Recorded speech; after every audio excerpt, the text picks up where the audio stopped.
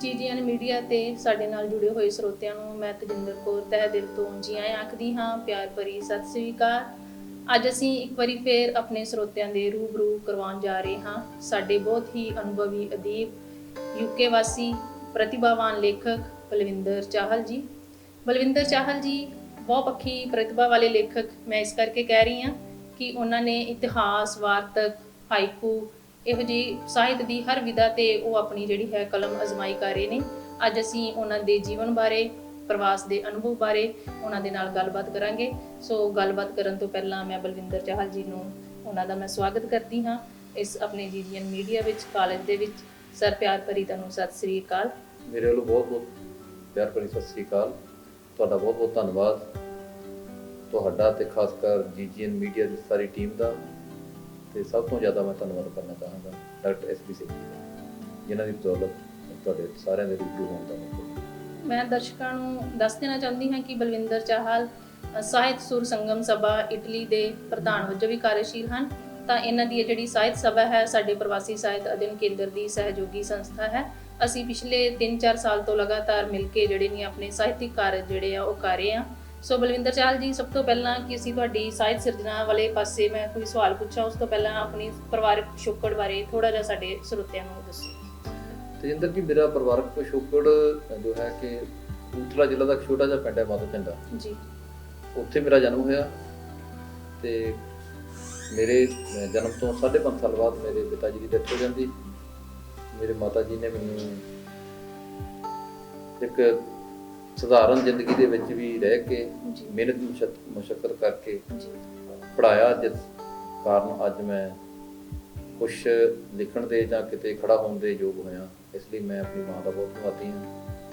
ਤੇ ਬਲਵਿੰਦਰ ਜੀ, ਤੁਸੀਂ ਇੱਥੇ BA ਕਰਨ ਤੋਂ ਬਾਅਦ ਵਕਾਲਤ ਵੀ ਕੀਤੀ, ਉਸ ਤੋਂ ਬਾਅਦ ਫਿਰ ਪ੍ਰਵਾਸ ਦਾ ਕਿਵੇਂ ਫੁਰਨਾ ਫੁਰਿਆ ਕਿ ਨਹੀਂ ਮੈਂ ਇਸ ਧਰਤੀ ਨੂੰ ਛੱਡ ਕੇ ਆਪਣੀ ਜਿਹੜੀ ਹੈ ਕਰਮ ਭੂਮੀ ਕਿਸੇ ਹੋਰ ਦੇਸ਼ ਨੂੰ ਬਣਾਉਣਾ, ਇਹ ਖਿਆਲ ਕਿਵੇਂ ਆਇਆ? ਤੇ ਜਦੋਂ ਜੀ ਅਸਲ ਦੇ ਵਿੱਚ ਮੈਂ ਵਕਾਲਤ ਕੀਤੀ ਨਹੀਂ, ਮੈਂ ਐਂਟਰੈਂਸ ਪਾਸ ਕੀਤਾ ਸੀ ਵਕਾਲਤ। ਮੈਂ LLB ਕਰਨੀ ਸ਼ੁਰੂ ਕਰ ਰਿਹਾ ਸੀ ਤੇ ਜਦੋਂ ਪਤਾ ਨਹੀਂ ਮੈਨੂੰ ਕਚਹਿਰੀ ਦੇ ਵਿੱਚ ਕਿਸੇ ਵਕੀਲ ਦੇ ਨਾਲ ਕਿਸੇ ਨੇ ਲਗਵਾਤਾ ਜੀ, ਤੋਂ ਬੜੀ ਵੀ ਯਾਦ ਨਾਲ ਕੰਮ ਵੀ ਸਿੱਖ ਲਿਆ। ਉਹ ਮੈਂ ਕਚਹਿਰੀਆਂ ਦਾ ਜਦੋਂ ਹਾਲਾਤ ਦੇਖੇ ਤੇ ਪਤਾ ਨਹੀਂ ਮੇਰੇ ਮਨ ਨੂੰ ਚੰਗਾ ਨਹੀਂ ਲੱਗਾ ਤੇ ਫਿਰ ਮੈਂ ਆਪਣਾ ਇੱਕ ਬਿਜ਼ਨਸ ਸ਼ੁਰੂ ਕਰ ਲਿਆ ਜੀ। ਉਸ ਬਿਜ਼ਨਸ ਵਿੱਚ ਉਤਰਾਅ ਜਿਹੜਾ ਬਹੁਤ ਦੇਖਿਆ ਜੀ, ਘਾਟੇ ਵਾਧੇ ਬੜੇ ਝੱਲਣੇ ਪਏ, ਜਿਸ ਕਾਰਨ ਕੋਈ ਹੋਰ ਆਪਸ਼ਨ ਬਚਿਆ ਹੀ ਨਹੀਂ ਸੀ ਕਿ ਮੈਂ ਇੱਥੇ ਰਹਿ ਕੇ ਆਪਣੇ ਆਪ ਨੂੰ ਸਰਵਾਈਵ ਕਰ ਸਕਾਂ ਜੀ। ਜਿਸ ਕਰਕੇ ਮੈਨੂੰ ਫਿਰ ਪਰਦੇਸੀ ਜ਼ਿੰਦਗੀ ਵੱਲ ਨੂੰ ਦੇਖਣ ਦਾ ਕਾਰਨ ਬਣਿਆ ਤਾਂ ਉਹੀ ਮੈਨੂੰ ਮੌਕਾ ਮਿਲਿਆ। ਅਸੀਂ ਕਹਿ ਸਕਦੇ ਹਾਂ ਵੀ ਆਰਥਿਕਤਾ ਜਿਹੜੀ ਸੀ ਬਹੁਤ ਵੱਡਾ ਕਾਰਨ ਆਰਥਿਕਤਾ ਹੀ ਹੈ, ਫੈਕਟਰ ਸੀਗਾ ਜਿਹੜਾ ਬਹੁਤ ਸਾਰੇ ਜਿਹੜੇ ਸਾਡੇ ਪੰਜਾਬੀ ਇੱਥੋਂ ਜਾ ਰਹੇ, ਅੱਜ ਵੀ ਆਰਥਿਕਤਾ ਜਿਹੜੀ ਹੈ ਇੱਕ ਵੱਡਾ ਫੈਕਟਰ ਜਿਹੜਾ ਹੈ, ਵੱਡਾ ਕਾਰਨ, ਵੱਡਾ ਤੇ ਮੁੱਖ ਕਾਰਨ ਹੀ ਇਹ ਸੀ ਜੀ ਜੀ। ਤੇ ਪ੍ਰਵਾਸੀ ਜਦੋਂ ਅਸੀਂ ਤੁਹਾਡਾ ਜਿਵੇਂ ਅਸੀਂ ਸਾਹਿਤ ਨਾਲ ਜੇ ਮੈਂ ਦੇਖਾਂ ਤਾਂ ਇੱਥੇ ਹੀ ਤੁਹਾਨੂੰ ਸਾਹਿਤ ਦੀ ਚੇਟਕ ਸੀ ਜਾਂ ਤੁਸੀਂ ਉੱਥੇ ਜਾ ਕੇ ਤੁਹਾਨੂੰ ਲੱਗਿਆ ਵੀ ਮੇਰੇ ਅੰਦਰ ਇੱਕ ਲਿਖਣ ਦੀ ਜਿਹੜੀ ਹੈ ਕਿ ਮੇਰੇ ਚਿੰਨ੍ਹ ਹੈ ਵੀ ਮੈਂ ਸਾਹਿਤ ਵੱਲ ਮੈਨੂੰ ਲਿਖਣਾ ਚਾਹੀਦਾ? ਨਹੀਂ, ਲਿਖਦਾ ਤਾਂ ਮੈਂ ਜਦੋਂ ਇੱਥੇ ਰਹਿੰਦਾ ਸੀ ਉਦੋਂ ਵੀ ਹੈਗਾ ਸੀ, ਥੋੜਾ ਬਹੁਤਾ ਅੱਖਰ ਝਰੀਟ ਲਈਦੇ ਸੀ, ਪਰ ਅਸਲ ਜੋ ਮੇਰੀ ਲਿਖਣ ਦੀ ਪ੍ਰਤਿਭਾ ਬਾਹਰ ਨਿਕਲੀ ਆ ਜਾਂ ਮੈਂ ਇੱਕ ਕਾਮਯਾਬ ਲੇਖਕ ਬਣਨ ਦੇ ਕਾਬਲ ਹੋਇਆ, ਉਹ ਮੈਂ ਬਾਹਰ ਜਾ ਕੇ ਇਟਲੀ ਦੇ ਵਿੱਚ ਜਦੋਂ ਮੈਂ ਅਖਬਾਰਾਂ ਵਾਸਤੇ ਕੰਮ ਕੀਤਾ, ਪੱਤਰਕਾਰੀ ਸ਼ੁਰੂ ਕੀਤੀ, ਫਿਰ ਮੈਂ ਕਾਲਮ ਲਿਖਣੇ ਸ਼ੁਰੂ ਕੀਤੇ, ਉੱਥੋਂ ਫਿਰ ਮੈਂ ਹੌਲੀ ਹੌਲੀ ਲੇਖਕ ਬਣਾ। ਤੇ ਪ੍ਰਵਾਸ ਦਾ ਤੁਹਾਡਾ ਸ਼ੁਰੂਆਤੀ ਅਨੁਭਵ ਕਿਵੇਂ ਰਿਹਾ, ਜਾਂ ਤੁਹਾਨੂੰ ਲੱਗਦਾ ਵੀ ਤੁਸੀਂ ਇੱਧਰ ਆਪਣਾ ਜਿਹੜਾ ਤੁਹਾਡਾ ਮੁੱਢਲਾ ਜੀਵਨ ਸੀ ਉਹਦੀਆਂ ਦੁਸ਼ਵਾਰੀਆਂ ਜਿਹੜੀਆਂ ਨੇ ਉਹ ਵੀ ਤੁਹਾਡੇ ਅੱਗੇ ਜਾ ਕੇ ਕਿਸੇ ਨਾ ਕਿਸੇ ਤਰ੍ਹਾਂ ਉਹਨਾਂ ਨੇ ਤੁਹਾਨੂੰ ਇੱਕ ਹੌਸਲਾ ਜਿਹੜਾ ਦਿੱਤਾ ਹੋਇਆ ਸੀ ਵੀ ਤੁਹਾਨੂੰ ਉੱਥੇ ਕੋਈ ਮੁਸ਼ਕਲ ਆਈ ਜਾਂ ਇੱਦਾਂ ਦਾ ਕੀ ਸ਼ੁਰੂਆਤੀ ਤੁਹਾਡਾ ਆਪਣਾ? ਮੁਸ਼ਕਲਾਂ ਤਾਂ ਪ੍ਰਵਾਸ ਦੇ ਵਿੱਚ ਆਪਾਂ ਨੂੰ ਬਹੁਤ ਸਾਰੀਆਂ ਆਉਂਦੀਆਂ ਜੀ, ਕਿਉਂਕਿ ਇੱਕ ਵੱਖਰੇ ਦੇਸ਼ ਵਿੱਚ ਜਾ ਕੇ ਵਸਣਾ, ਵੱਖਰੇ ਲੋਕਾਂ ਦੇ ਵਿੱਚ ਜਾ ਕੇ ਵਸਣਾ, ਕੋਈ ਭਾਸ਼ਾ ਦਾ ਗਿਆਨ ਨਹੀਂ ਹੁੰਦਾ ਸਾਨੂੰ ਜੀ, ਪਰ ਜੇਕਰ ਇਰਾਦੇ ਦ੍ਰਿੜ ਹੋਣ ਤੇ ਪਿੱਛੇ ਲੋੜਾਂ ਦਾ ਵੀ ਪੂਰਾ ਇੱਕ ਗੰਢ ਵੱਜੀ ਹੋਵੇ ਆਪਣੇ ਆਪ ਹੀ ਫਿਰ ਜਿੱਥੇ ਚਾਹ ਉੱਥੇ ਰਾਹ ਵਾਲੀ ਗੱਲ ਹੋ ਜਾਂਦੀ ਹੈ। ਅੱਜ ਕੱਲ੍ਹ ਤੁਸੀਂ ਸਾਹਿਤ ਸੁਰ ਸੰਗਮ ਸਭਾ ਦੇ ਪ੍ਰਧਾਨ ਵਜੋਂ ਵੀ ਕਾਰਜਸ਼ੀਲ ਹੋ, ਇਸ ਸਾਹਿਤ ਸਭਾ ਨਾਲ ਤੁਹਾਡਾ ਮੇਲ ਜਿਹੜਾ ਉਹ ਕਿਵੇਂ ਹੋਇਆ? ਇਹ ਸਾਹਿਤ ਸੁਰ ਸੰਗਮ ਸਭਾ ਇਟਲੀ ਦਾ ਜਦੋਂ ਗਠਨ ਹੁੰਦਾ ਉਦੋਂ ਮੈਂ ਬਿਲਕੁਲ ਇਟਲੀ ਦੇ ਸੈਂਟਰ 'ਚ ਰਹਿੰਦਾ ਸੀ ਤੇ ਗਠਨ ਕਰਨ ਵਾਲੇ ਉਹ ਸਾਰੇ ਨਾਰਥ ਇਟਲੀ ਰਹਿੰਦੇ ਸੀ। ਉਦੋਂ ਮੈਂ ਲਿਖਦਾ ਸੀ ਕਰਕੇ, ਕਿਉਂਕਿ ਅਖਬਾਰ ਦੇ ਵਿੱਚ ਵੀ ਜਿਹੜੀ ਉੱਥੋਂ ਇੰਡੋ-ਡਾਲੇ ਟਾਈਮਸ ਛਪਦੀ ਸੀ ਉਹਦੇ ਵਿੱਚ ਵੀ ਮੈਂ ਛਪਦਾ ਸੀ ਤੇ ਸਾਨੂੰ ਹੌਲੀ ਹੌਲੀ ਇੱਕ ਟੀਮ ਬਣ ਗਈ। ਫਿਰ ਮੈਨੂੰ ਐਜ਼ ਏ ਮੈਂਬਰ ਉਹਨਾਂ ਨੇ ਆਪ ਫੋਨ ਕਰਕੇ ਕਿਹਾ ਵੀ ਅਸੀਂ ਬਣਾਈ ਸਭਾ ਬਣਾ ਰਹੇ ਹਾਂ, ਤੁਸੀਂ ਮੈਂਬਰ ਬਣੋ ਵਿੱਚ। ਪ੍ਰਧਾਨਗੀ ਤੋਂ ਬਾਅਦ ਦੇ ਵਿੱਚ ਜਦੋਂ ਪ੍ਰਭਜੀਤ ਨਰਵਾਲ ਸਾਡੇ ਪਹਿਲੇ ਪ੍ਰਧਾਨ ਕੈਨੇਡਾ ਪਲਾਨ ਕਰ ਗਏ ਉੱਥੋਂ, ਜੀ। ਉਸ ਤੋਂ ਬਾਅਦ ਫਿਰ ਇਹ ਜ਼ਿੰਮੇਵਾਰੀ ਮੈਨੂੰ ਸੌਂਪੀ। ਤੇ ਤੁਹਾਡੀ ਸਾਹਿਤ ਸਭਾ ਦੀਆਂ ਇਹਨਾਂ ਦੀ ਅਸੀਂ ਦੇਖਦੇ ਹਾਂ ਸੋਸ਼ਲ ਮੀਡੀਆ ਤੇ ਵੀ, ਜਾਂ ਤੇ ਤੁਸੀਂ ਕਰੋਨਾ ਕਾਲ ਦੌਰਾਨ ਵੀ ਬੜੇ ਐਕਟਿਵ ਰਹੇ। ਭਵਿੱਖ ਦੇ ਕੋਈ ਇਦਾਂ ਦੀ ਕੋਈ ਹੋਰ ਵੱਡਾ ਜਿਹੜਾ ਕੋਈ ਪ੍ਰੋਗਰਾਮ ਤੁਸੀਂ ਲਿਖਿਆ ਹੋਵੇ, ਉਹ ਮੈਂ ਚਾਹੁੰਦੀ ਹਾਂ ਪ੍ਰੋਗਰਾਮ ਸਾਡੇ ਚੱਲਦੇ ਰਹਿੰਦੇ ਆ। ਥੋੜਾ ਜਿਹਾ ਹੁਣ ਅਸੀਂ ਸਲੋ ਹੋ ਗਏ ਸੀ ਕਿਉਂਕਿ ਕਰੋਨਾ ਤੋਂ ਬਾਅਦ ਫਿਰ ਕੰਮਕਾਰ ਇੱਕਦਮ ਸਾਰੇ ਜ਼ਿਆਦਾ ਬਿਜ਼ੀ ਹੋ ਗਏ, ਅਸੀਂ ਵੀ ਬਿਜ਼ੀ ਹੋ ਗਏ ਸੀ। ਤੇ ਹੁਣ ਅਸੀਂ ਆਉਣ ਵਾਲੇ ਮਹੀਨੇ ਦੇ ਵਿੱਚ ਕਰਵਾ ਰਹੇ ਹਾਂ 2 ਭਾਸ਼ੀ ਪ੍ਰੋਗਰਾਮ, ਜਿਹਦੇ ਵਿੱਚ ਇਟਾਲੀਅਨ ਤੇ ਪੰਜਾਬੀ ਦੇ 2 ਕਵੀ ਲੈ ਕੇ ਅਸੀਂ ਉਹਨਾਂ ਨੂੰ ਪ੍ਰੋਗਰਾਮ ਕਰਾਂਗੇ। ਤੇ ਆਸ ਕਰਦੇ ਹਾਂ ਕਿ ਆਉਣ ਵਾਲੇ ਕੁਝ ਮਹੀਨਿਆਂ ਬਾਅਦ ਅਸੀਂ ਇੱਕ ਐਲਾਨ ਕਰਾਂਗੇ ਯੂਰਪੀ ਪੰਜਾਬੀ ਕਾਨਫਰੰਸ। ਠੀਕ ਹੈ। ਬਲਵਿੰਦਰ ਚਾਹਲ ਹੋਣਾ ਦੀ ਇੱਕ ਜਿਹੜੀ ਵਾਰਤਕ ਦੀ ਪੁਸਤਕ ਸੀ ਇਟਲੀ ਵਿੱਚ ਸਿੱਖ ਫੌਜੀ, ਜਿਹੜੀ ਕਿ ਪਹਿਲੇ ਵਿਸ਼ਵ ਯੁੱਧ ਵਿੱਚ ਸਾਡੇ ਜਿਹੜੇ ਅਣਗੋਲੇ ਇੱਥੋਂ ਦੇ ਬਹਾਦਰ ਯੋਧੇ ਸੀਗੇ, ਉਹਨਾਂ ਨੂੰ ਇਹਨਾਂ ਨੇ ਜਿਹੜਾ ਹੈ ਫੋਕਸ ਕੀਤਾ ਤੇ ਉਹ ਆਪਣੀ ਕਿਤਾਬ ਦੇ ਵਿੱਚ ਉਹਨਾਂ ਨੂੰ ਇਹਨਾਂ ਨੇ ਜਗ੍ਹਾ ਦਿੱਤੀ। ਔਰ ਸਾਨੂੰ ਇਸ ਗੱਲ ਦੀ ਵੀ ਖੁਸ਼ੀ ਹੈ ਕਿ ਪੰਜਾਬੀ ਤੋਂ ਬਾਅਦ ਜਦੋਂ ਇੱਕ ਪੁਸਤਕ ਅੰਗਰੇਜ਼ੀ ਦੇ ਵਿੱਚ ਅਨੁਵਾਦ ਹੋਈ ਤਾਂ ਸਾਡੇ ਹੀ ਕਾਲਜ ਦੇ ਮੈਡਮ ਸੁਸ਼ਮਿੰਦਰ, ਜਿਹੜੇ ਕਿ ਅੰਗਰੇਜ਼ੀ ਵਿਭਾਗ ਦੇ ਮੁਖੀ ਨੇ, ਉਹਨਾਂ ਨੇ ਉਸ ਕਿਤਾਬ ਨੂੰ ਅੰਗਰੇਜ਼ੀ ਵਿੱਚ ਅਨੁਵਾਦ ਕੀਤਾ। ਸਰ ਪਲੀਜ਼ ਤੁਸੀਂ ਆਪਣੀ ਉਸ ਕਿਤਾਬ ਬਾਰੇ ਸਾਨੂੰ ਥੋੜਾ ਜਿਹਾ ਜ਼ਰੂਰ ਦੱਸੋ। ਜਿਹੜੀ ਇਟਲੀ ਵਿੱਚ ਸਿੱਖ ਫੌਜੀ ਕਿਤਾਬ ਮੈਂ ਲਿਖੀ ਪੰਜਾਬੀ ਵਿੱਚ, ਜੀ। ਤੇ ਇਸ ਕਿਤਾਬ ਨੇ ਇੱਕ ਵਧੀਆ ਆਪਣਾ ਪੈਂਡਾ ਤੈਅ ਕਰਨਾ ਸ਼ੁਰੂ ਕੀਤਾ, ਜਿਸ ਵਿੱਚ ਮੈਂ ਸੋਚਦਾ ਕਿ ਸਭ ਤੋਂ ਜ਼ਿਆਦਾ ਯੋਗਦਾਨ ਮੈਨੂੰ ਦਲਜਿੰਦਰ ਰਹਿਲ ਨੇ ਦਿੱਤਾ। ਜੀ। ਉਹਨਾਂ ਨੇ ਇਸ ਕਿਤਾਬ ਨੂੰ ਹਰ ਪਲੇਟਫਾਰਮ ਤੱਕ ਪੁੱਜਣ ਵਿੱਚ ਬੜੀ ਮੇਰੀ ਮਦਦ ਕੀਤੀ। ਨਹੀਂ, ਤੁਹਾਨੂੰ ਕਿਵੇਂ ਲੱਗਿਆ ਵੀ ਮੈਨੂੰ ਇਸ ਜਿਹੜਾ ਹੈ ਇਤਿਹਾਸ ਦੇ ਇਸ ਫੀਲਡ ਦੇ ਵਿੱਚ ਕੰਮ ਕਰਨਾ ਚਾਹੀਦਾ? ਕਿਤੋਂ ਵੀ ਤੁਹਾਨੂੰ ਮਹਿਸੂਸ ਹੋਇਆ ਵੀ ਅਣਗੋਲੇ ਨੇ ਪਾਤਰ? ਕਿੱਥੋਂ ਕਦੋਂ ਤੁਹਾਨੂੰ ਲੱਗਿਆ ਵੀ ਇਹ? ਜਦੋਂ ਅਸੀਂ ਇਟਲੀ ਦੇ ਵਿੱਚ ਰਹਿੰਦੇ ਸੀ ਤਾਂ ਉੱਥੇ ਸਾਨੂੰ ਜਾ ਕੇ ਪਤਾ ਲੱਗਾ ਕਿ ਇਟਲੀ ਦੇ ਵਿੱਚ ਬ੍ਰਿਟਿਸ਼ ਇੰਡੀਅਨ ਆਰਮੀ ਨੇ ਇੱਕ ਬਹੁਤ ਵੱਡਾ ਫਰੰਟ ਜਿਹੜਾ ਸੀ ਸੈਕੰਡ ਵਰਲਡ ਵਾਰ ਦੇ ਵਿੱਚ ਲੜਿਆ। ਜੀ। ਉਸ ਫਰੰਟ ਦੇ ਵਿੱਚ ਜਿੱਥੇ ਹੋਰ ਦੇਸ਼ਾਂ ਦੀਆਂ ਫੌਜਾਂ ਆਈਆਂ, ਜੀ, ਜਿਹੜੀਆਂ ਅਲਾਈਡ ਫੌਜਾਂ ਆਪਾਂ ਕਹਿ ਸਕਦੇ ਹਾਂ, ਉੱਥੇ ਬ੍ਰਿਟਿਸ਼ ਇੰਡੀਅਨ ਆਰਮੀ ਦੇ ਵੱਲੋਂ ਸਿੱਖ ਫੌਜੀ ਵੀ ਵੱਡੀ ਗਿਣਤੀ ਦੇ ਵਿੱਚ ਉਸ ਦੇਸ਼ ਵਿੱਚ ਪਹੁੰਚੇ। ਪਰ ਜਦੋਂ ਅਸੀਂ ਇਟਲੀ ਦੇ ਧਰਾਤਲ ਤੇ ਵਿਚਰਦੇ ਹਾਂ ਜੀ, ਤਾਂ ਸਾਨੂੰ ਇਹ ਮਹਿਸੂਸ ਹੁੰਦਾ ਕਿ ਸਿਵਾਏ ਜਿਹੜੇ ਉੱਥੇ ਦੀਆਂ ਵਾਰ ਕਮੇਟੀਆਂ ਹੈਗੀਆਂ ਵੱਡੀਆਂ ਵਰਲਡ ਵਾਰ ਦੀਆਂ, ਜੀ, ਉਹਨਾਂ ਤੋਂ ਸਿਵਾਏ ਲੋਕਾਂ ਨੂੰ ਹੁਣ ਹੌਲੀ ਹੌਲੀ ਉਹਨਾਂ ਚੀਜ਼ਾਂ ਦਾ ਗਿਆਨ ਘਟ ਰਿਹਾ, ਜੀ, ਕਿਉਂਕਿ ਪੁਰਾਣੇ ਲੋਕ ਜਿਹੜੇ ਆ ਉਹ ਮਰਦੇ ਜਾ ਰਹੇ, ਜੀ, ਨਵਿਆਂ ਨੂੰ ਉਨੀ ਨੌਲੇਜ ਨਹੀਂ ਦਿੱਤੀ ਜਾ ਰਹੀ ਕਿ ਵਰਲਡ ਵਾਰ ਦੇ ਵਿੱਚ ਕੌਣ ਕੌਣ ਆਇਆ। ਇਸੇ ਤਰ੍ਹਾਂ ਜਦੋਂ ਜਿਹੜੇ ਸਾਡੇ ਖਾਸ ਕਰਕੇ ਪੰਜਾਬੀ ਕਮਿਊਨਿਟੀ ਜਾਂ ਭਾਰਤੀ ਕਮਿਊਨਿਟੀ ਦੇ ਲੋਕ ਆ, ਉਹਨਾਂ ਨੂੰ ਵੀ ਇਹਦੇ ਬਾਰੇ ਬਹੁਤਾ ਗਿਆਨ ਨਹੀਂ, ਈਵਨ ਮੈਨੂੰ ਵੀ ਨਹੀਂ ਸੀ। ਜੀ। ਪਰ ਭੁਪਿੰਦਰ ਸਿੰਘ ਹਾਲੈਂਡ ਹੋਣਾ ਨੇ ਕਿਤਾਬ ਲਿਖੀ ਸੀ ਯੂਰਪ ਉੱਪਰ, ਸਿੱਖਾਂ ਦਾ ਯੂਰਪ ਤੇ ਕੀ ਕਰਜ਼ਾ। ਜੀ। ਉਸ ਕਿਤਾਬ ਦੇ ਵਿੱਚ ਬੜੀ ਥੋੜ੍ਹੀ ਥੋੜ੍ਹੀ ਜਾਣਕਾਰੀ ਸੀ ਕਿ ਕਿਹੜੇ ਕਿਹੜੇ ਦੇਸ਼ਾਂ ਦੇ ਵਿੱਚ ਜਿਹੜੀਆਂ ਸਿੱਖ ਫੌਜਾਂ ਆ ਕੇ ਲੜ ਕੇ ਗਈਆਂ। ਫਿਰ ਉਹਨਾਂ ਨੇ ਜਦੋਂ ਇਟਲੀ ਦੇ ਵਿੱਚ 2010 ਦੇ ਵਿੱਚ ਸਿੱਖ ਫੌਜੀਆਂ ਦਾ ਬੁੱਤ ਲੱਗਦਾ, ਜੀ, ਉਦੋਂ ਫਿਰ ਥੋੜਾ ਜਿਹਾ ਇਹਨੂੰ ਹੋਰ ਜ਼ਿਆਦਾ ਹੁਲਾਰਾ ਮਿਲਦਾ। ਉਦੋਂ ਹੀ ਮੈਨੂੰ ਮਹਿਸੂਸ ਹੋਇਆ ਕਿ ਇਹ ਕੰਮ ਜੇਕਰ ਥੋੜਾ ਜਿਹਾ ਖੋਜ ਦੇ ਨਾਲ ਕੀਤਾ ਜਾਵੇ ਤਾਂ ਅਸੀਂ ਕਈ ਅੰਕੜੇ ਬਾਹਰ ਲਿਆ ਸਕਦੇ ਹਾਂ। ਉਸੇ ਕਾਰਨ ਤੇਜਿੰਦਰ ਜੀ ਮੈਨੂੰ ਹੌਲੀ ਹੌਲੀ ਸਮਾਂ ਜ਼ਰੂਰ ਲੱਗਾ ਬਹੁਤ, ਜੀ, ਜੀ, ਪਰ ਇੱਕ ਵਧੀਆ ਕਿਤਾਬ ਛਪੀ ਤੇ ਜਿਸ ਦਾ ਮੈਨੂੰ ਇਸ ਗੱਲ ਦਾ ਮਾਣ ਵੀ ਹੈ ਕਿ ਇਹ ਕਿਤਾਬ ਲਿਖਣ ਦਾ ਕਾਰਜ ਮੇਰੇ ਹਿੱਸੇ ਆਇਆ। ਤੇ ਮੈਂ ਬਹੁਤ ਸਾਰੇ ਲੋਕਾਂ ਦੀ ਜਿਹੜੇ ਸਾਡੇ ਫੌਜੀ ਸੀ, ਜੀ, ਜਿਨ੍ਹਾਂ ਨੇ ਆਪਣੀਆਂ ਉਦੋਂ ਦੀਆਂ ਘਾਲਣਾ ਘਾਲੀਆਂ ਸੀ, ਜੀ, ਤੇ ਉਹਦੇ ਵਿੱਚ ਮੈਂ ਉਹਨਾਂ ਨੂੰ, ਉਹਨਾਂ ਦੇ ਜੀਵਨ ਨੂੰ, ਉਹਨਾਂ ਦੇ ਕੰਮ ਨੂੰ, ਜਾਂ ਉਹਨਾਂ ਦਾ ਜਿਹੜਾ ਸਮਰਪਣ ਸੀ ਉਦੋਂ ਕੀਤਾ, ਉਹਨਾਂ ਨੇ ਮਾਨਵਤਾ ਦੇ ਹਿੱਤ ਉਹਨਾਂ ਨੇ ਆਪਣੇ ਜਾਨਾਂ ਕੁਰਬਾਨ ਕੀਤੀਆਂ। ਇੱਕ ਗੁਲਾਮ ਕੌਮ ਹੋਣ ਦੇ ਬਾਵਜੂਦ ਵੀ ਉਹਨਾਂ ਨੇ ਆਪਣੇ ਅਕੀਦੇ ਨੂੰ ਨਹੀਂ ਛੱਡਿਆ, ਉਹਨਾਂ ਨੇ ਆਪਣੇ ਧਾਰਮਿਕ ਵਿਰਸੇ ਨੂੰ ਨਹੀਂ ਛੱਡਿਆ, ਉਹਨਾਂ ਨੇ ਆਪਣੇ ਸੱਭਿਆਚਾਰ ਨੂੰ ਨਹੀਂ ਛੱਡਿਆ, ਉਹਨਾਂ ਨੇ ਆਪਣੀ ਪਹਿਚਾਣ ਜਿਹੜੀ ਦਸਤਾਰ ਹੈ ਉਹਨੂੰ ਨਹੀਂ ਛੱਡਿਆ। ਇੱਥੋਂ ਤੱਕ ਕਿ ਉਹਨਾਂ ਨੇ ਤਾਕਤ ਵਿੱਚ ਹੁੰਦੇ ਹੋਏ ਵੀ ਲੋਕਾਂ ਦੇ ਉੱਪਰ ਕੋਈ ਜੁਰਮ ਨਹੀਂ ਕੀਤਾ। ਇਹਨਾਂ ਗੱਲਾਂ ਨੂੰ ਲੈ ਕੇ ਮੈਂ ਸੋਚਦਾ ਕਿ ਇਹ ਗੱਲਾਂ ਜਿਹੜੀਆਂ ਹੋਰ ਵੀ ਅਜੇ ਤੇ ਕੰਮ ਬਹੁਤ ਕਰਨ ਵਾਲਾ, ਪਰ ਜਿੰਨਾ ਮੇਰੇ ਕੋਲੋਂ ਹੋ ਸਕਿਆ ਪਰਸਨਲੀ ਤੌਰ ਤੇ ਉਹਨਾਂ ਮੈਂ ਕਰਨ ਦੀ ਕੋਸ਼ਿਸ਼ ਕੀਤੀ। ਇਹ ਬਲਵਿੰਦਰ ਜੀ, ਤੁਹਾਡਾ ਜੇ ਅਸੀਂ ਬੁੱਕ ਦੇਖੀਏ ਤਾਂ ਸਾਨੂੰ ਪਤਾ ਚੱਲਦਾ ਫੀਲਡ ਵਰਕ ਸੀਗਾ, ਤਾਂ ਉੱਥੇ ਜਦੋਂ ਤੁਸੀਂ ਇਸ ਕਿਤਾਬ ਦੀ ਫੀਲਡ ਵਰਕ ਕੀਤਾ, ਇਟਾਲੀਅਨ ਲੋਕਾਂ ਨਾਲ ਵੀ ਤੁਸੀਂ ਮਿਲੇ ਹੋਵੋਗੇ, ਤਾਂ ਉਹਨਾਂ ਦਾ ਕੀ ਰਿਸਪੌਂਸ ਸੀਗਾ ਜਾਂ ਕਿਵੇਂ ਉਹ ਮਹਿਸੂਸ ਕਰਦੇ ਸੀ ਜਦੋਂ ਇਟਾਲੀਅਨ ਲੋਕਾਂ ਦਾ ਰਿਸਪੌਂਸ ਜੇਕਰ ਆਪਾਂ ਗੱਲ ਕਰੀਏ ਤਾਂ ਬੜਾ ਮਾਣ ਮਹਿਸੂਸ ਹੁੰਦਾ ਆਪਣੇ ਆਪ ਨੂੰ ਪੰਜਾਬੀ ਕਹਾਉਣ ਤੇ ਵੀ, ਤੇ ਉਹਨਾਂ ਫੌਜੀਆਂ ਦੇ ਅਸੀਂ ਅੱਜ ਵਾਰਸ ਹੋਣ ਤੇ ਮਾਣ ਮਹਿਸੂਸ ਕਰਦੇ ਕਿ ਉਹਨਾਂ ਸਾਡੇ ਲੋਕਾਂ ਨੇ ਉੱਥੇ ਜਾ ਕੇ ਜੋ ਇਟਾਲੀਅਨ ਲੋਕਾਂ ਦੇ ਨਾਲ ਇੱਕ ਤਾਲਮੇਲ ਬਣਾਇਆ, ਜੋ ਭਾਈਚਾਰਕ ਸਾਂਝ ਤਿਆਰ ਕੀਤੀ, ਉਸ ਸਾਂਝ ਦੇ ਫਲਸਰੂਪ ਜਿਹੜੇ ਬਜ਼ੁਰਗ ਲੋਕ ਮੈਂ ਕਿਤਾਬ 'ਚ ਇੰਟਰਵਿਊ ਕੀਤੀਆਂ, ਉਹ ਦੇਖ ਕੇ ਜਦੋਂ ਅਸੀਂ ਮਿਲਦੇ ਹਾਂ ਤਾਂ ਉਹ ਰੋ ਪੈਂਦੇ ਆ ਯਾਦ ਕਰਕੇ ਉਹਨਾਂ ਦੀਆਂ ਗੱਲਾਂ ਕਰਦੇ। ਜੇਕਰ ਅਸੀਂ ਕਿਸੇ ਵੀ ਡਾਲਿੰਗ ਦੀ ਗੱਲ ਕਰ ਲਈ, ਜਿੰਨੇ ਵੀ ਮੈਨੂੰ ਮਿਲੇ ਆ, ਜੀ ਅਦੇਲੇ ਮਿਲਦੀ ਆ, ਉਹ ਮੈਨੂੰ ਜੱਫੀ ਪਾ ਕੇ, ਗਲ ਬੱਕੜੀ ਪਾ ਕੇ, ਅੱਖਾਂ ਭਰ ਕੇ ਰੋਂਦੀ ਆ। ਮੇਰੀ ਪੱਗ ਨੂੰ ਕਈ ਵਾਰ ਸਵਾਰ ਕੇ ਪੋਚਦੀ ਆ, ਪਲੋਸਦੀ ਆ, ਸਿਰ ਮੇਰਾ ਪਲੋਸਦੀ ਆ। ਤੇ ਜੇਕਰ ਅਸੀਂ ਹੋਰ ਕਈਆਂ ਦੀ ਗੱਲ ਕਰੀਏ, ਹੁਣ ਮੈਨੂੰ ਸਾਰਿਆਂ ਦੇ ਨਾਂ ਨਹੀਂ ਯਾਦ ਹੈਗੇ। ਟੋਨੀਨੋ ਫਿਵਾਨਾ ਦੀ ਗੱਲ ਕਰੀਏ, ਉਹ ਆਪ ਦੱਸਦਾ ਕਿ ਮੇਰਾ ਪਿਓ ਮੈਨੂੰ ਸਾਈਕਲ ਦੇ ਉੱਤੇ ਬਿਠਾ ਕੇ ਇਹ ਦਿਖਾਉਣ ਲੈ ਕੇ ਆਉਂਦਾ ਹੁੰਦਾ ਸੀ ਕਿ ਕਿਸ ਤਰ੍ਹਾਂ ਇਹਨਾਂ ਫੌਜੀਆਂ ਨੂੰ ਜਦੋਂ ਜੰਗ ਤੇ ਲੜਦਿਆਂ ਨੂੰ ਸ਼ਹੀਦੀ ਪ੍ਰਾਪਤ ਕਰਨ ਤੋਂ ਬਾਅਦ ਕਿਸ ਤਰ੍ਹਾਂ ਇਕੱਠੇ ਕਰਕੇ ਜਲਾਇਆ ਜਾਂਦਾ ਸੀ, ਕਿਸ ਤਰ੍ਹਾਂ ਇਹਨਾਂ ਦਾ ਅੰਤਿਮ ਸੰਸਕਾਰ ਕੀਤਾ ਜਾਂਦਾ ਸੀ। ਉਹ ਲੋਕ ਅੱਜ ਵੀ ਵਾਰ ਸਮਿਤੀਆਂ ਵਿੱਚ ਜਾ ਕੇ ਫੌਜੀਆਂ ਨੂੰ ਸਲੂਟ ਕਰਦੇ, ਉਹਨਾਂ ਨੂੰ ਯਾਦ ਕਰਦੇ ਆ। ਉਹਨਾਂ ਦੇ ਉੱਥੇ ਜਿਹੜੇ ਵਾਰ ਸਮਿਤੀ ਬਣੀਆਂ, ਉਹਨਾਂ ਦੇ ਵਿੱਚ ਬਹੁਤ ਸੋਹਣੇ ਗੁਲਦਸਤੇ ਫੁੱਲਾਂ ਦੇ ਲੈ ਕੇ ਆਉਂਦੇ ਆ। ਮੈਨੂੰ ਲੱਗਦਾ ਕਿ ਇਹ ਜਿਹੜੀ ਪੁਸਤਕ ਹੈ ਤੁਹਾਡੀ, ਇੱਕ ਉਹਨਾਂ ਸਾਡੇ ਬਹੁਤ ਵੱਡੀ ਇੱਕ ਸ਼ਰਧਾਂਜਲੀ ਹੈ। ਪਰ ਕਿਤੇ ਨਾ ਕਿਤੇ ਤੁਹਾਨੂੰ ਲੱਗਦਾ ਵੀ ਹਾਲੇ ਵੀ ਬਹੁਤ ਸਾਰੇ ਇਹੋ ਜਿਹੇ ਸਾਡੇ ਪਾਤਰ, ਸਾਡੇ ਇਹੋ ਜਿਹੇ ਸ਼ਹੀਦ ਕਿਤੇ ਨਾ ਕਿਤੇ ਅਣਗੌਲੇ ਸਾਡੇ ਆਲੇ ਦੁਆਲੇ ਪਿੰਡਾਂ 'ਚ ਪਏ ਹੋਏ ਨੇ, ਜਿਨ੍ਹਾਂ ਦੀ ਤੇ ਇਸ ਦਿਸ਼ਾ ਦੇ ਵਿੱਚ ਤੁਹਾਨੂੰ ਕਦੀ ਲੱਗਦਾ ਵੀ ਮੈਨੂੰ ਅਜੇ ਹੋਰ ਵੀ ਅੱਗੇ ਕੰਮ ਕਰਨਾ ਚਾਹੀਦਾ ਹੈ? ਕੰਮ ਤਾਂ ਜਿੰਨਾ ਵੀ ਕਰ ਲਓ ਤਾਂ ਜਿੰਦਾ ਜੀ ਉਨਾ ਹੀ ਥੋੜਾ। ਬਿਲਕੁਲ।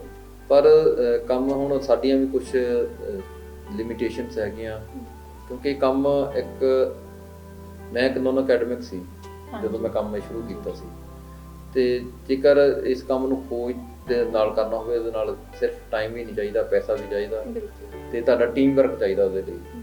ਜਿਸ ਤਰ੍ਹਾਂ ਟੀਮ ਵਰਕ ਦੀ ਆਪਾਂ ਗੱਲ ਕਰੀਏ, ਮੈਂ ਪੰਜਾਬੀ 'ਚ ਕਿਤਾਬ ਲਿਖੀ, ਪ੍ਰਵਾਸੀ ਸਾਹਿਤ ਅਧਿਐਨ ਕੇਂਦਰ ਵੱਲੋਂ ਉਸ ਕਿਤਾਬ ਨੂੰ ਮੈਡਮ ਸੁਸ਼ਮਿੰਦਰ ਜੀ ਨੇ ਟ੍ਰਾਂਸਲੇਟ ਕਰਕੇ ਅੰਗਰੇਜ਼ੀ ਦੇ ਵਿੱਚ ਕੀਤਾ ਤੇ ਯੂਰਪੀ ਪੰਜਾਬੀ ਸਾਥੀ UK ਵਾਲਿਆਂ ਨੇ ਉਸ ਨੂੰ ਕਿਤਾਬ ਨੂੰ ਛਪਾਉਣ ਦਾ ਕੰਮ ਕੀਤਾ, ਪਬਲਿਸ਼ ਕੀਤਾ।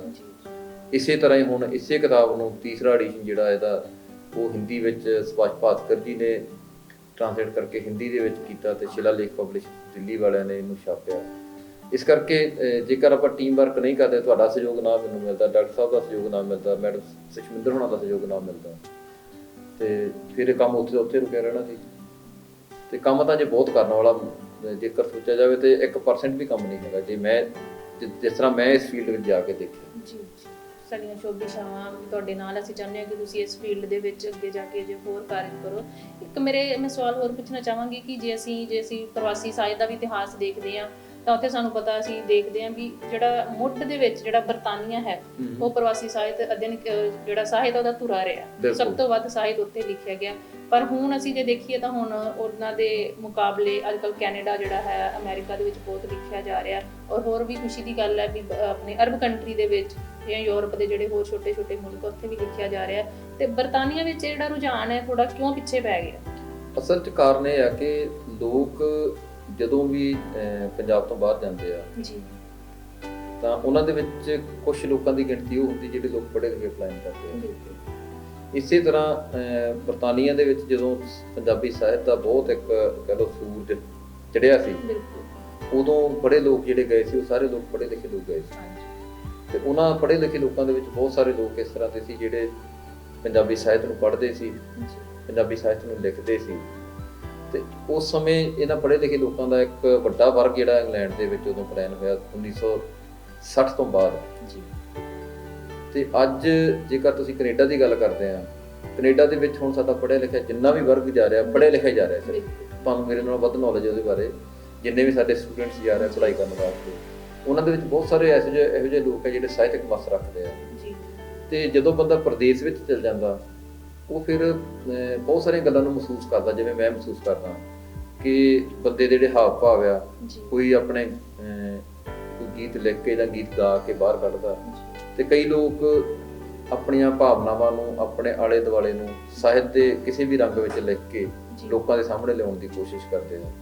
ਸੋ ਅੱਜ ਜੇਕਰ ਕੈਨੇਡਾ ਦਾ ਸੂਰਜ ਪੰਜਾਬੀ ਸਾਹਿਤ ਦਾ ਆਪਾਂ ਚੜ੍ਹਿਆ ਮਹਿਸੂਸ ਕਰਦੇ ਹਾਂ, ਜਾਂ ਆਸਟ੍ਰੇਲੀਆ ਦੇ ਲੋਕ ਕਾਫੀ ਆ, ਉਹਦਾ ਕਾਰਨ ਇਹ ਹੈ ਕਿ ਸਟੂਡੈਂਟ ਜਿਹੜੇ ਸਾਡੇ ਵਧੀਆ ਐਜੂਕੇਸ਼ਨ ਲੈ ਕੇ ਹੋਰ ਐਜੂਕੇਸ਼ਨ ਲਈ ਬਾਹਰ ਜਾ ਰਹੇ ਆ, ਉਹ ਉੱਥੇ ਜਾ ਕੇ ਵੀ ਆਪਣੀਆਂ ਜਿਹੜੀਆਂ ਜੜ੍ਹਾਂ ਦੇ ਨਾਲ ਜੁੜੇ ਰਹਿਣਾ ਚਾਹੁੰਦੇ ਆ। ਤਾਂ ਉੱਥੇ ਮਹਿਸੂਸ ਕਰਦੇ ਜਾ ਕੇ ਪ੍ਰਦੇਸ਼ ਵਿੱਚ ਕਿ ਸਾਨੂੰ ਕਿਤੇ ਨਾ ਕਿਤੇ ਪੰਜਾਬੀਅਤ, ਸਾਡਾ ਸੱਭਿਆਚਾਰ, ਸਾਡਾ ਵਿਰਸਾ ਜਾਂ ਸਾਡੀਆਂ ਧਾਰਮਿਕ ਰੀਤਾਂ, ਉਹਨਾਂ ਨੂੰ ਬਰਕਰਾਰ ਰੱਖਿਆ ਜਾਣਾ ਚਾਹੀਦਾ। ਤੇ ਕਿਸ ਤਰ੍ਹਾਂ ਇਹਨਾਂ ਲੋਕਾਂ ਦੇ ਵਿੱਚ ਪ੍ਰਚਾਰੀਏ, ਉਹ ਅਸੀਂ ਅੱਗੇ ਕਿਤਾਬਾਂ ਰਾਹੀਂ, ਸਾਹਿਤ ਰਾਹੀਂ ਜਾਂ ਮਿਊਜ਼ਿਕ ਰਾਹੀਂ ਜਾਂ ਜਿੰਨੇ ਵੀ ਹੋਰ ਨਵੇਂ ਅੱਜ ਕੱਲ੍ਹ ਮਾਧਿਅਮ ਆ ਗਏ, ਕਿਉਂਕਿ ਅੱਜ ਕੱਲ੍ਹ ਤਕਨੀਕੀ ਯੁੱਗ ਹੋਣ ਕਰਕੇ ਹੋਰ ਵੀ ਬੜੇ ਮਾਧਿਅਮ YouTube ਹੈਗੇ ਆ, ਜਾਂ ਮੀਡੀਆ ਤੇ ਹੋਰ ਕਈ ਆਪਾਂ ਸੋਸ਼ਲ ਮੀਡੀਆ ਵੀ ਕਹਿ ਸਕਦੇ ਹਾਂ। ਸੋ ਇਸ ਕਰਕੇ ਇੰਗਲੈਂਡ ਦਾ ਜਿਹੜਾ ਤੁਸੀਂ ਗੱਲ ਕੀਤੀ, ਮੈਂ ਗੱਲ ਸ਼ਾਇਦ ਲੰਬੀ ਨਾ ਹੋ ਜਾਵੇ, ਇੰਗਲੈਂਡ ਦੇ ਵਿੱਚ ਅਜੇ ਵੀ ਸਾਹਿਤਕ ਬੈਠਕਾਂ ਹੁੰਦੀਆਂ, ਪਰ ਥੋੜਾ ਜਿਹਾ ਅੱਗੇ ਨਾਲੋਂ ਰੁਝਾਨ ਤਾਂ ਵੀ ਘਟਿਆ, ਕਿਉਂਕਿ ਇੰਗਲੈਂਡ ਦੇ ਬਹੁਤੇ ਜਿਹੜੇ ਲੇਖਕ ਸੀ, ਜਿਹਨਾਂ ਦੀ ਗੱਲ ਤੁਸੀਂ ਪੁਰਾਣੇ ਸਮੇਂ ਦੀ ਕਰਦੇ ਆ, ਉਹ ਹੁਣ ਜਾਂ ਤਾਂ ਬਜ਼ੁਰਗ ਹੋ ਗਏ ਜਾਂ ਬਹੁਤੇ ਲੇਖਕ ਹੋਣ, ਪ੍ਰਵਾਸੀ ਕਾਨੂੰਨ ਵੀ ਕਹਿ ਸਕਦੇ ਆ ਵੀ ਬਹੁਤ ਘੱਟ ਗਿਣਤੀ 'ਚ ਲੋਕਾਂ ਨੇ ਉੱਧਰ ਜਾਣਾ, ਰੁਝਾਨ ਜਿਹੜਾ ਉਹ ਘਟਿਆ ਗਿਆ। ਕਿਉਂਕਿ ਇੰਗਲੈਂਡ ਦੇ ਵਿੱਚ ਜਿਹੜੀ ਆ, ਮੈਂ ਇੱਥੇ ਇਸ ਗੱਲ ਨੂੰ ਕਹਿਣ ਵਿੱਚ ਕੋਈ ਸੋਚ ਨਹੀਂ ਕਰਦਾ ਕਿ ਅਸੀਂ ਬੇਸ਼ੱਕ ਪੜ੍ਹਾਈ ਕਰਨ ਬਾਹਰ ਜਾਂਦੇ ਹਾਂ, ਪਰ ਸਾਡਾ ਮੇਨ ਟਾਰਗੇਟ ਪੜ੍ਹਾਈ ਨਹੀਂ ਹੈਗਾ। ਸਾਡਾ ਮੁੱਖ ਟਾਰਗੇਟ ਉੱਥੇ ਜਾ ਕੇ ਲਾਈਫ ਸੈੱਟ ਕਰਨਾ, ਤੇ ਇੰਗਲੈਂਡ ਦੇ ਵਿੱਚ ਲਾਈਫ ਸੈੱਟ ਕਰਨਾ ਥੋੜਾ ਜਿਹਾ ਦੂਜਿਆਂ ਮੁਲਕਾਂ ਨਾਲੋਂ, ਕੈਨੇਡਾ ਨਾਲੋਂ ਜਾਂ ਆਸਟ੍ਰੇਲੀਆ ਨਾਲੋਂ ਜਾਂ ਇਟਲੀ ਨਾਲੋਂ, ਯੂਰਪੀ ਮੁਲਕਾਂ ਨਾਲੋਂ ਥੋੜਾ ਜਿਹਾ ਔਖਾ ਹੋ ਗਿਆ। ਉਹਨਾਂ ਨੇ ਕਾਨੂੰਨ ਕਾਫੀ ਸਖਤ ਕਰ ਦਿੱਤੇ ਆ, ਤੇ ਸਟੂਡੈਂਟਾਂ ਦਾ ਰੁਝਾਨ ਘਟ ਗਿਆ ਕਿਤੇ। ਬਲਵਿੰਦਰ ਜੀ, ਮੈਂ ਅੱਗੋਂ ਤੁਹਾਡਾ ਸਵਾਲ ਜਿਹੜਾ ਹੋਇਆ ਵੀ ਤੁਸੀਂ ਇਟਲੀ ਵੀ ਰਹੇ ਹੋ, ਅੱਜ ਕੱਲ੍ਹ ਯੂਕੇ ਵੀ ਹੋ, ਉੱਥੇ ਜਿਹੜੇ ਤੁਹਾਡੀ ਅਗਲੀ ਜਿਹੜੀ ਜਨਰੇਸ਼ਨ ਆ, ਜਿਹੜੇ ਬੱਚੇ ਉੱਧਰ ਪੈਦਾ ਹੋਏ ਆ, ਉਹਨਾਂ ਦਾ ਪੰਜਾਬੀ ਨਾਲ ਕਿੰਨਾ ਕੁ ਲਗਾਵ ਹੈ, ਘਰਾਂ ਦੇ ਵਿੱਚ ਕਿੰਨਾ ਕੁ ਮਾਹੌਲ ਅਸੀਂ ਆਪ ਜਿਹੜੇ ਪੇਰੈਂਟਸ ਆ ਕਿਵੇਂ ਦਾ ਉਹਨਾਂ ਨੂੰ ਦੇ ਰਹੇ ਆ ਵੀ ਬੱਚੇ ਸਾਡੇ ਜੁੜਨ? ਬੜਾ ਸਵਾਲ ਇਹ ਕੰਪਲਿਕੇਟਡ ਜਿਹਾ ਤੁਹਾਡਾ, ਕਿਉਂਕਿ ਦੂਜੇ ਦੇਸ਼ ਵਿੱਚ ਰਹਿ ਕੇ ਆਪਣੀ ਮਾਤ ਭਾਸ਼ਾ ਨੂੰ ਬੱਚਿਆਂ ਦੇ ਨਾਲ ਜੋੜ ਕੇ ਅੱਗੇ ਤੋਰਨਾ ਸੌਖਾ ਨਹੀਂ ਹੈਗਾ, ਪਰ ਕੋਸ਼ਿਸ਼ ਹੈਗੀ ਆ। ਗੁਰਦੁਆਰਾ ਸਾਹਿਬ ਦੇ ਵਿੱਚ ਜਿਹੜਾ ਕੁਝ ਪ੍ਰਬੰਧਕ ਕਮੇਟੀਆਂ ਇਹ ਕੰਮ ਕਰਦੀਆਂ, ਪਰ ਮਾਪੇ ਕਿੰਨਾ ਕੁ ਕਰ ਸਕਦੇ, ਜ਼ਿਆਦਾ ਮਾਪਿਆਂ ਦੇ ਹੱਥ 'ਚ ਨਹੀਂ ਹੈਗਾ, ਕਿਉਂਕਿ ਮਾਪਿਆਂ ਦੀ ਵੀ ਵਿਚਾਰਿਆਂ ਦੀ ਇੱਕ ਦੌੜ ਲੱਗੀ ਹੋਈ ਆ, ਪੈਸੇ ਦੀ, ਮਹਿੰਗਾਈ ਦੇ ਨਾਲ ਮੱਥਾ ਮਾਰਨ ਦੀ, ਆਪਣੇ ਆਪ ਨੂੰ ਸੁਸਾਇਟੀ ਦੇ ਵਿੱਚ ਫਿੱਟ ਕਰਨ ਦੀ। ਤੇ ਬੱਚੇ, ਮੇਰੇ ਬੱਚੇ ਵੀ ਪੰਜਾਬੀ ਬੋਲਦੇ ਆ, ਥੋੜ੍ਹੀ ਪੜ੍ਹਦੇ ਵੀ ਆ, ਪਰ ਇੰਨਾ ਸੌਖਾ ਨਹੀਂ ਹੈਗਾ।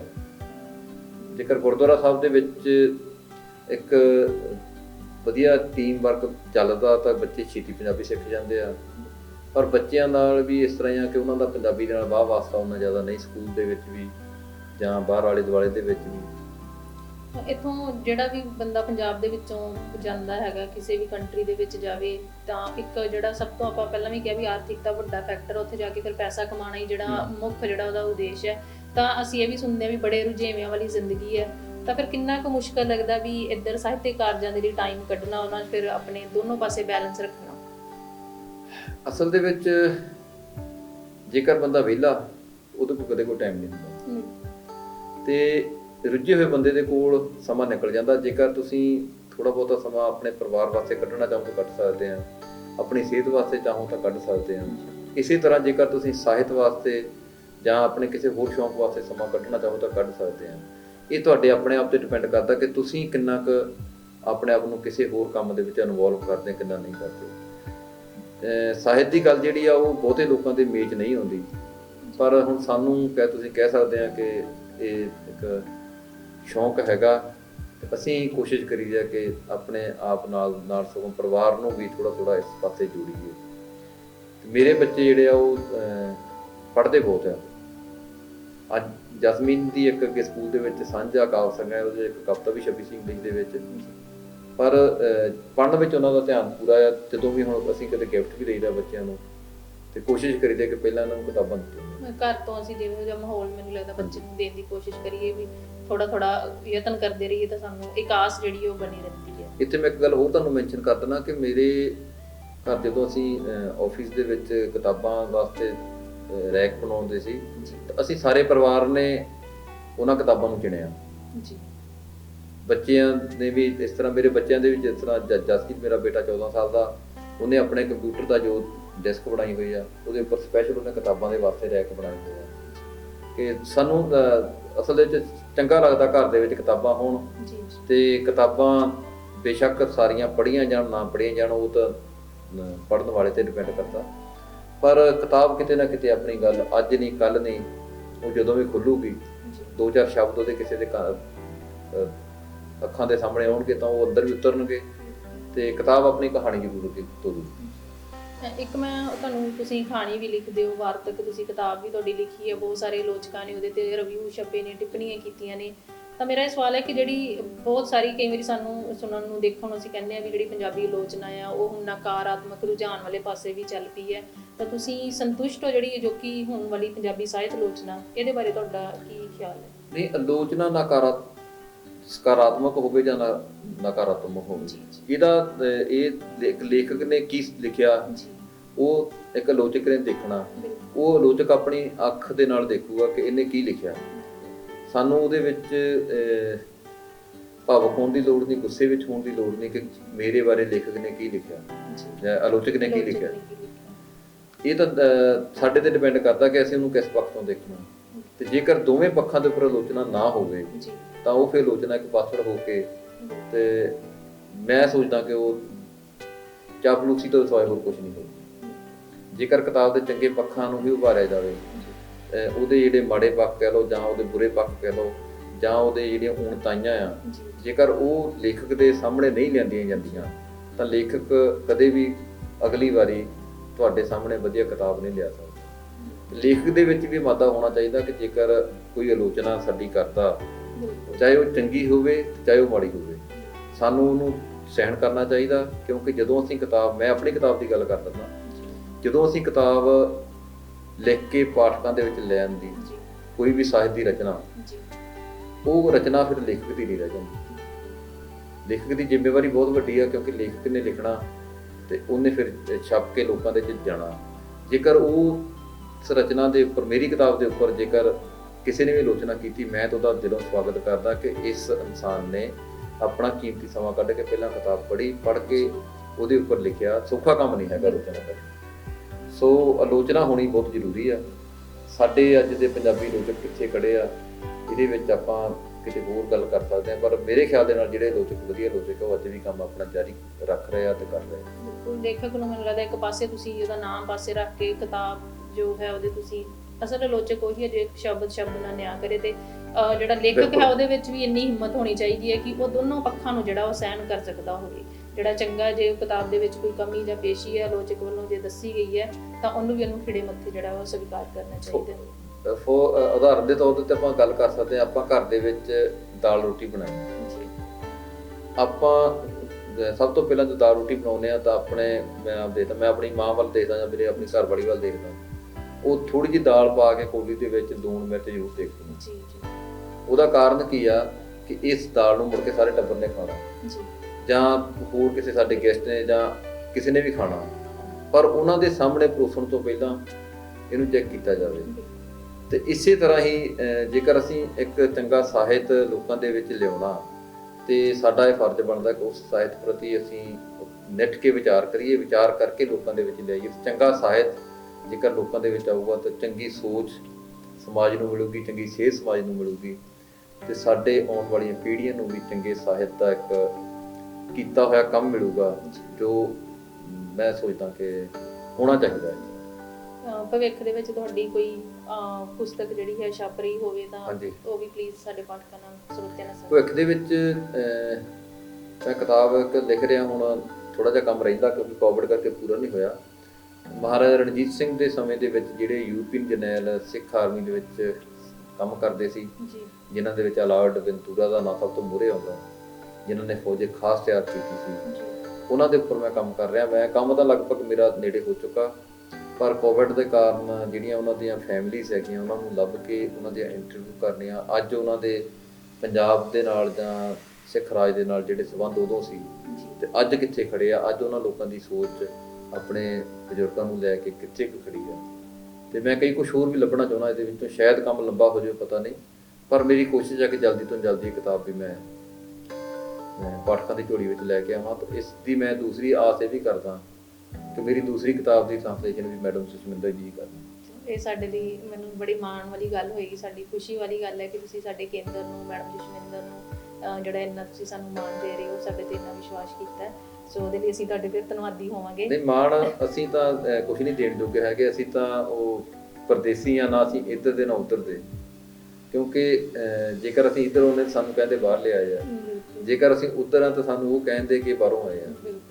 ਇਸ ਕਰਕੇ ਸਾਡੀ, ਤੁਸੀਂ ਜੇਕਰ ਸੱਚਾਈ ਮੈਂ ਤੁਹਾਨੂੰ ਦੱਸਾਂ ਤਾਂ ਅਸੀਂ ਨਾ ਇੱਧਰ ਦੇ ਨਾ ਉੱਧਰ ਦੇ, ਪਰ ਜਿੰਨਾ ਮਾਣ ਤੁਸੀਂ ਪ੍ਰਵਾਸੀ ਸਾਹਿਤ ਅਧਿਐਨ ਕੇਂਦਰ ਵੱਲੋਂ ਸਾਨੂੰ ਦਿੱਤਾ, ਜਿੱਦਾਂ ਵਿਸ਼ਵ ਮੰਚ ਦੇ ਵਿੱਚ ਤੁਸੀਂ ਸਾਨੂੰ ਇੰਨਾ ਉਭਾਰਿਆ, doctor SP Singh ji, Gurbhajan Gill ji, madam Sukhwinder ਜੀ, ਤੁਸੀਂ ਛਾਬੜਾ ਜੀ, ਤੇ ਜਿੱਦਾਂ ਦੀ ਮੈਂ ਸਾਰਿਆਂ ਦੇ ਨਾਂ ਕਹਿਣ ਲੱਗਾ ਤਾਂ ਬਹੁਤ ਲਿਸਟ ਲੰਬੀ ਆ, ਪਰ ਜੋ ਹੁਲਾਰਾ ਸਾਨੂੰ ਤੁਸੀਂ ਸਾਹਿਤ ਪ੍ਰਤੀ, ਲੋਕਾਂ ਦੇ ਵਿੱਚ ਵਿਚਰਨ ਪ੍ਰਤੀ ਦਿੱਤਾ, ਮੈਂ ਸੋਚਦਾ ਕਿ ਮੇਰੇ ਕੋਲ ਸ਼ਬਦ ਨਹੀਂ ਹੈ, ਨਾ ਮੇਰੇ ਵੱਲੋਂ, ਨਾ ਸਮੁੱਚੀ ਸਾਹਿਤ ਸੰਗਮ ਸਭਾ ਇਟਲੀ ਵੱਲੋਂ ਮੈਂ ਧੰਨਵਾਦ ਕਿਸੇ ਤਰ੍ਹਾਂ ਵੀ ਨਹੀਂ ਕਰ ਸਕਦਾ, ਕਿਉਂਕਿ ਮੇਰੇ ਕੋਲ ਸ਼ਬਦ ਹੀ ਨਹੀਂ ਹੈ ਕਿ ਤੁਹਾਡਾ ਧੰਨਵਾਦ ਕਰਨਾ। ਸਾਡੀਆਂ ਸ਼ੁਭ ਇਛਾਵਾਂ ਤੁਹਾਡੀ ਕਲਮ ਦੇ ਨਾਲ ਨੇ। ਅਸੀਂ ਇਸੇ ਤਰ੍ਹਾਂ ਹੀ ਆਸ ਕਰਦੇ ਹਾਂ ਕਿ ਤੁਸੀਂ ਨਿਰੰਤਰ ਇਸ ਫੀਲਡ ਦੇ ਵਿੱਚ ਸਰਗਰਮ ਰਹੋ, ਚਾਹੇ ਤੁਸੀਂ ਇਤਿਹਾਸ ਦੇ ਖੇਤਰ ਵਿੱਚ ਕੰਮ ਕਰ ਰਹੇ ਹੋਵੋ, ਚਾਹੇ ਸਾਹਿਤ ਸਿਰਜਣਾ ਦਾ ਹੋਵੇ। ਸਾਡੀਆਂ ਸ਼ੁਭ ਇਛਾਵਾਂ ਤੁਹਾਡੇ ਨਾਲ ਨੇ। ਅਸੀਂ ਉਡੀਕ ਕਰਾਂਗੇ ਤੁਹਾਡੀ ਆਉਣ ਵਾਲੀ ਪੁਸਤਕ ਦੀ। ਸੋ ਬਲਵਿੰਦਰ ਚਾਲ ਜੀ, ਤੁਸੀਂ ਆਪਣੇ ਕੀਮਤੀ ਰੁਝੇਵਿਆਂ ਵਿੱਚੋਂ ਆਪਣਾ ਸਮਾਂ ਕੱਢਿਆ, ਤੁਹਾਡੇ ਨਾਲ ਆ ਕੇ ਗੱਲਬਾਤ ਕੀਤੀ, ਉਹਦੇ ਲਈ ਪ੍ਰਵਾਸੀ ਸਾਹਿਤ ਅਧਿਐਨ ਕੇਂਦਰ ਵੱਲੋਂ ਮੈਂ ਤੁਹਾਡਾ ਤਹਿ ਦਿਲ ਤੋਂ ਸ਼ੁਕਰੀਆ ਅਦਾ ਕਰਦੀ ਹਾਂ। ਮੇਰੇ ਵੱਲੋਂ ਵੀ ਬਹੁਤ ਬਹੁਤ ਧੰਨਵਾਦ ਤੁਹਾਡਾ ਸਾਰਿਆਂ ਦਾ, ਤੁਹਾਡੀ ਟੀਮ ਦਾ, GJN ਮੀਡੀਆ ਦਾ, ਪ੍ਰਵਾਸੀ ਸਾਹਿਤ ਅਧਿਐਨ ਕੇਂਦਰ ਦਾ, ਤੇ ਤੁਹਾਡੀ ਸਮੁੱਚੀ ਟੀਮ ਦਾ, ਜਿਨ੍ਹਾਂ ਤੇ ਮੈਂ ਅੱਜ ਰੂਬਰੂ ਹੋ ਕੇ ਆਪਣੇ ਵਿਚਾਰਾਂ ਨੂੰ ਪ੍ਰਗਟ ਕਰ ਰਿਹਾ। ਸੋ ਮੇਰੇ ਕੋਲ ਕੋਈ ਗਲਤੀ ਹੋ ਗਈ ਉਹਦੀ ਮੈਂ ਮਾਫੀ ਚਾਹੁੰਦਾ। ਧੰਨਵਾਦ ਜੀ ਬਹੁਤ।